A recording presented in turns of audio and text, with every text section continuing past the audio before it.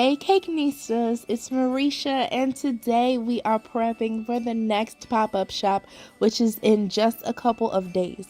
I decided for this pop-up shop, I don't just want to sell cakes and cupcakes, but I want to go hard on the cookies. It is cookie season. So I've set up a little station so that I can actually watch a movie and bake, and I have my cart with a whole bunch of random ingredients on it with minimal organization. I know the second and the third shelf aren't as bad as the first, but basically I just needed to bring everything to me. So I'm going to start off by making my brown sugar cookie base, and from this base I am going to make a few different flavors of cookies. I do this with cake all the time, every time, literally. So why not do this with cookies as well? It is that simple. So I started off by creaming my unsalted butter, my brown sugar, and my white sugar. And yes, this is a recipe that is here on the channel, and I'll leave it in the description below as well. Using my paddle attachment, I beat my butter and sugars together for 2 minutes until light and fluffy, and I'm going to add my eggs one at a time. These are room temperature large eggs, and this is when you would add any type of flavorings, extracts. So I'm going to do vanilla extract here, and then in another bowl off to the side I'm going to put in my dry ingredients, my all-purpose flour, my baking soda. Why and when and how did my measuring spoon curl up like that? It's telling me that it's tired. You've had me baking for the past decade and I can't. And I do have other measuring spoons, but I just go to Old Reliable. I don't know why. I guess because they're on a ring and I can just use all of them easily. So I'm going to combine those ingredients together. I also added in some salt. And just like when we're making our cakes, we do not want to overmix our cookie dough. We want to mix it just until that flour is completely gone, and then that is it. So I am adding the flour in increments, and this is a double batch of cookies, so I've doubled all of the ingredients, and this should give me about 32 cookies or so.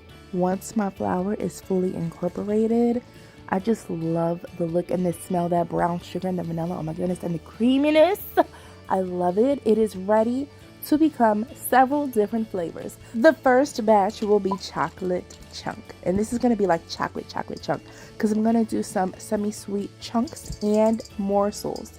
The girlies always ask me for more chocolate chips. They come up to me at these events and they say, is it really chocolatey? Is it chocolate? Because I can't even lie. I'm like, look, I don't really like chocolate chips like that, so I kind of don't put enough in there, but I put plenty in there, so they should be happy this time. Okay, they should be happy. The next batch will be my cookies and cream. Now, in previous videos, I didn't add the cookies to the actual dough. I just put one cookie on top. Here, I'm going to load my dough up with chocolate sandwich cookies. Yes, so this should be extremely delicious right here. I'm using an ice cream scoop to make sure that all of my cookies are uniform and the same size. And I'm scooping them right onto a greased baking dish because I want to freeze these, and I want to make sure that they don't stick to that glass pan when I go to pry them off. Now the third batch will be an oatmeal cookie, and these are going to be tricky because the oats are going to soak up a lot of that butter and that sugar. So I made sure to add some extra brown sugar into this, just about 1/3 of a cup, as well as a little bit more butter, about 1/3 of a stick. I'm also adding in craisins for a little fun flair, some oats, some walnuts, some raisins, some nutmeg, and some cinnamon.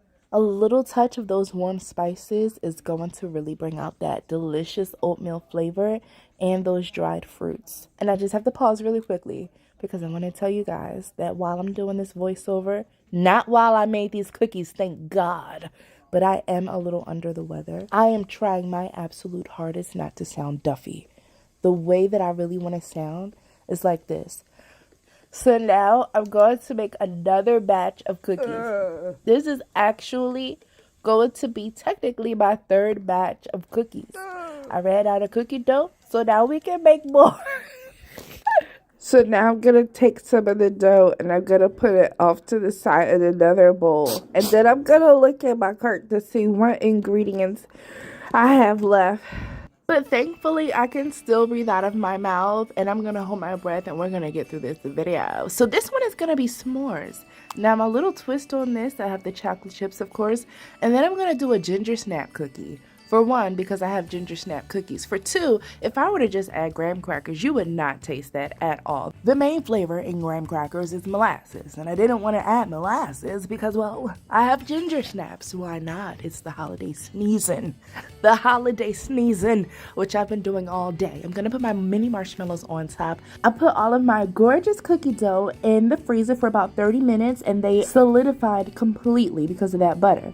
Now I'm going to put all of my dough in a 1-gallon plastic bag. I can line them up perfectly, 4x4, and then you get 16 in each bag. Voila! And this is how you prep Cakenista like a Cakenista, okay? Now the internets will tell you that your dough will stay good for up to 12 months, which is technically correct. However, for quality assurance purposes, we like to stay within the 3 to 6 month range. For me, I like to do this a week before the event to give myself time to get my whole life together for the rest of the week for the event.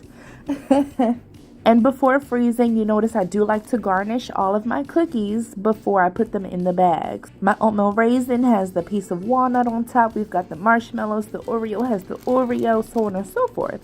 Now, this is not the final glam. You know, I like to do some extra glam at the end after they're baked. This right here is such a huge time saver. Honestly, it might make me do cookies more often, because this is just too easy.